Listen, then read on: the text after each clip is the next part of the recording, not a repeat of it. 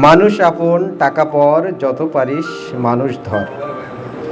সত্যিকার অর্থে আমাদের এই ইহজগতে টাকা পয়সা অর্থ কড়ি অবশ্যই প্রয়োজন আছে। টাকা পয়সা অর্থ কড়ি ব্যতীত আমরা কিন্তু জীবন ধারণ আমরা কিন্তু স্বাচ্ছন্দ্যে চলতে পারবো না।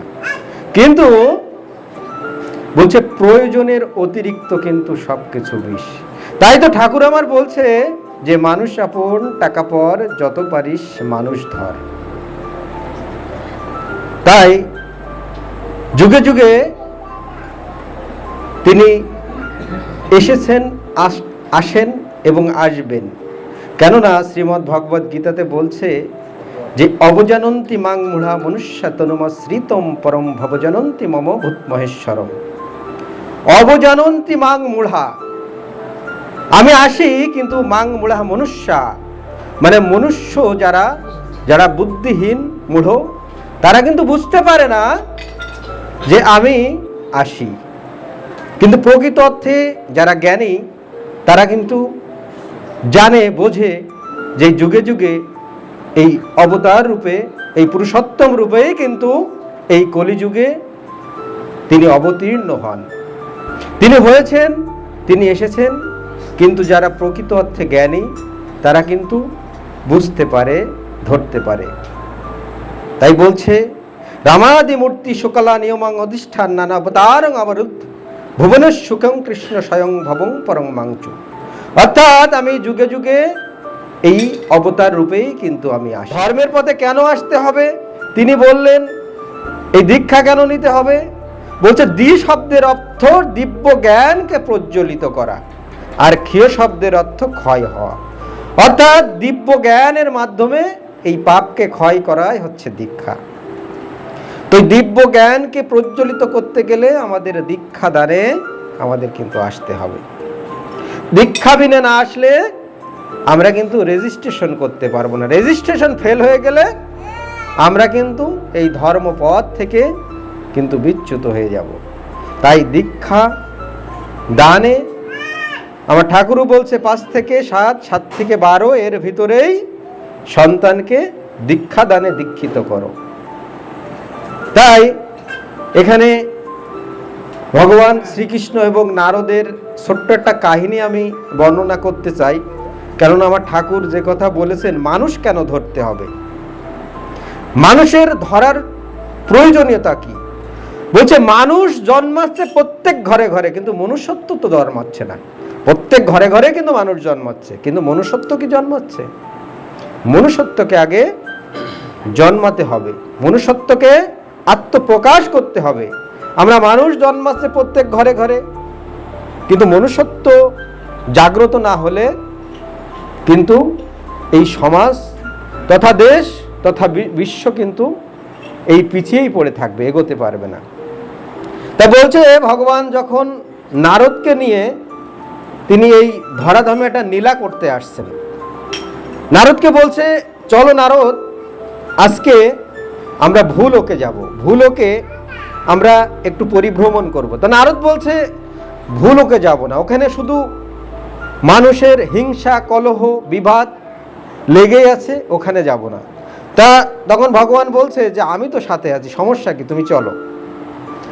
তো ভগবান শ্রীকৃষ্ণ এবং নারদ মুনি যখন ধরাধামে অবতীর্ণ হলেন, তখন তাদের নিজ বেশ পরিত্যাগ করে তিনরা কিন্তু ভিখারির বেশে ভক্তকে পরীক্ষা করার জন্য, তিনি দূরে দেখতে পাচ্ছে 10 তলা একটা বিল্ডিং, সেখানে খুব আনন্দ খুব উল্লাস অনুষ্ঠান হচ্ছে। তো নারদ মুনি এবং ভগবান শ্রীকৃষ্ণ সেখানে তাদের ভিখারি বেশে গেলেন, যে ভিতরে যে দেখলেন অনেক বড় অনুষ্ঠান হচ্ছে। তো ওই বাড়ির যিনি মালিক তাকে বলছে আমরা আজ 3 দিন ধরে ক্ষুধার্ত, আমাদের একটু অন্ন দিবেন। তা বলছে আমার এখানে গরিব ভিখারির কোনো জায়গা নাই, এখানে বড় বড় ব্যক্তি, বড় যারা অর্থবান তাদেরই এখানে শুধুমাত্র ঢুকতে দেওয়া হয়, এদেরকে কে ঢুকতে দিয়েছে? তখন সেই ভিখারি বেশি ভগবান শ্রীকৃষ্ণ এবং নারদ বলছে অন্ন না হয় একটু জল দিন, বলছে তাও হবে না। তখন নারদ কিন্তু ভগবানের মুখের দিক তাকাচ্ছে যে একটু অন্ন দিল না, জল ছিল তাও দিল না। তখন নারদ মুনি বলছে, প্রভু বাইরে এসে বলছে, প্রভু এই যে এত অহংকার তার ভিতরে যে গরিমা, তা আপনি তাকে কি অভিশাপ দিবেন? আমাদের একটু জল পর্যন্ত দিল না। তখন ভগবান শ্রীকৃষ্ণ বলছেন, অভিশাপ তো তাকে একটা দিতেই হবে। ওর দেখা যাচ্ছে আজকে 10 তলা, রাত হতে না হতেই ওর জন্য 30 তলা বাড়ি হয়ে যায়। তখন ভগবান শ্রীকৃষ্ণের কথা শুনে নারদ মুনি বলছে, সে কি করে? তা তো অভিশাপ দেওয়ার দরকার, আপনি আশীর্বাদ কেন দিলেন? বলছে তুমি বুঝবে না, চলো এখান থেকে। পথে যেতে রাত হয়ে গেছে, দেখছে একটা জরাজীর্ণ একটা বনের ভিতরে ছোট্ট একটা প্রদীপের আলো শিখা জ্বলছে। তো রাত্রে তো থাকতে হবে, নারদ মুনিকে নিয়ে এসেছে। তো ওই বাগানের ওই জরাজীর্ণ ওই বাগানের ভিতরে দেখলো ছোট্ট একটা কুঠির, সেখানে একটা আলো জ্বলছে। সেই বাড়িতে একটা কুঠিরে, ভাঙা ভঙ্গুর একটা কুঠিরে একটা বুড়িমা, তিনি কিন্তু ওখানে ভিক্ষাবৃত্তি করে তিনি ওখানে আসেন। তার সম্বল একটা মাত্র গাই গরু, সে ওই দুগ্ধ দুয়ে কিছু বিক্রি করে, কিছু নিজে আহার করে তার জীবন যাপন করে। তখন সেই ভগবান রূপী শ্রীকৃষ্ণ এবং নারদ, তিনটা তো সেই ভিখারি বেশে গিয়েছে। তা বলছে, বুড়িমা রাত হয়ে গেছে, তা আমাদের থাকার তো কোথাও জায়গা নাই, আমাদেরকে একটু জায়গা দিবেন?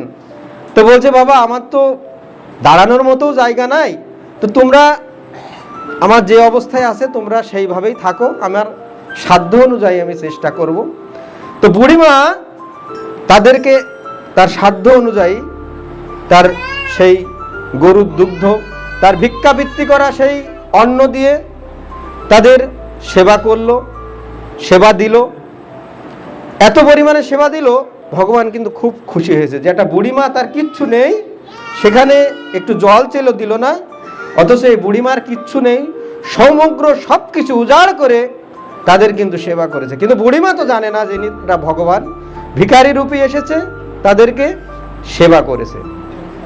তো যথারীতি সকালবেলা সূর্য উদয় হয়েছে।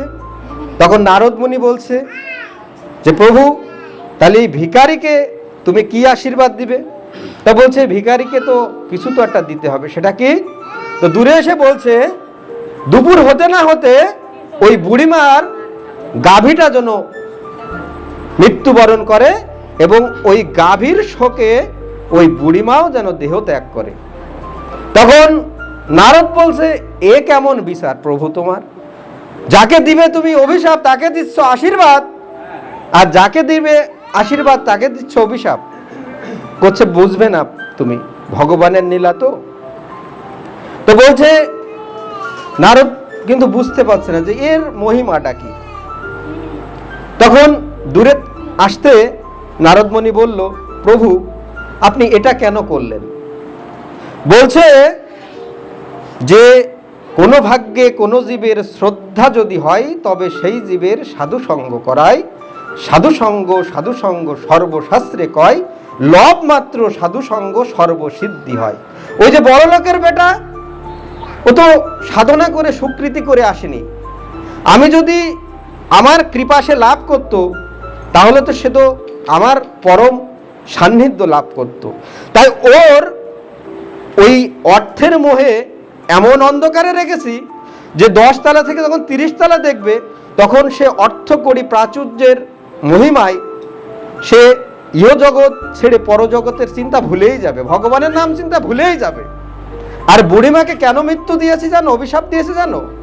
ওই বুড়িমার যে প্রিয় গাভীটা, ওই শোকে সে মৃত্যুবরণ করবে। আর আমি দেখো ওই সেই পরম ধামে সেই রথ সাজিয়ে রেখেছি, ওই পরম ধামে সেই বুড়িমায়ের সেই পরমাত্মা রূপী আত্মাকে নিয়ে যে আমি আমার পরম ধামেই ওই বুড়িমাকে স্থান দেব। ভগবানের লীলা আসলে বোঝা তো খুব দায়। তো দেখুন, এই জন্যই কিন্তু ঠাকুর বলছে, মানুষ আপন টাকা পর যত পারিস মানুষকে কেন ধরতে হবে? এই জন্য কিন্তু মানুষকে ধরতে হবে। কেননা এই মানুষ না ধরলে আমরা ইহজগতে সুখ স্বাচ্ছন্দ্য এই বিভিন্ন বিষয় বৈভবে কিন্তু আমরা মত্ত আছি। ভগবান কিন্তু পরীক্ষা করছে, যার যত আছে আরও দিচ্ছে, দেওয়ার মধ্যেও তিনি কি সত্যিকার অর্থে ভগবানের সান্নিধ্য আছেন, এটা কিন্তু পরীক্ষা। কিন্তু যার কিছু নেই সে কিন্তু সব কিছু উজাড় করে সেই ভগবানের কিন্তু আরাধনা করছে। সান্নিধ্য পেতে গেলে সেই ভগবানের কাছে যেতে হবে। বলছে যে যদি মনে অভিমান থাকে, অভিলাষ থাকে, অহংকার থাকে, তাহলে কিন্তু বাবা এই মাটিরূপী আমাদের দেহরূপী যে পঞ্চ মহাভূতে আমাদের দেহটা সৃষ্টি, ক্ষিতি অপ তেজ মরুদ্বম, এই দেহরূপী এই পঞ্চ মহাভূত কিন্তু দাঁড়াবে না যদি মনে অহংকার থাকে। তাই অহংকার শূন্য হয়ে আমাদের কিন্তু এই দেহঘরটা কিন্তু স্থাপন করতে হবে।